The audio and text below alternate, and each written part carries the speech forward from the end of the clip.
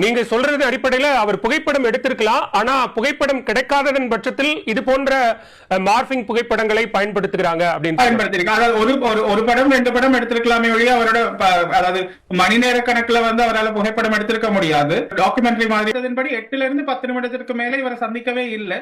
அதே மாதிரி இவர் சொல்ற மாதிரி சித்தியை சந்திக்கிறதுக்கான வாய்ப்பே இல்லை. வர்ற எல்லாரையுமே சித்தி சந்திக்கவும் மாட்டாங்க. இவர் சொன்ன கதை, அதாவது இவர் விட்ட கதை எல்லாமே போய், அதாவது இட்லிக்குள்ள கறி வைக்கிறது இதெல்லாம் எங்களோட நாங்க அப்படி எல்லாம் செய்யறதே இல்லை. அதே மாதிரி இப்ப சித்தப்பா ஆமக்கறி அதெல்லாம் அவர் சாப்பிடுற அந்த மாதிரியான அதெல்லாம் அங்க நடந்திருக்கவே வாய்ப்பு இல்லை.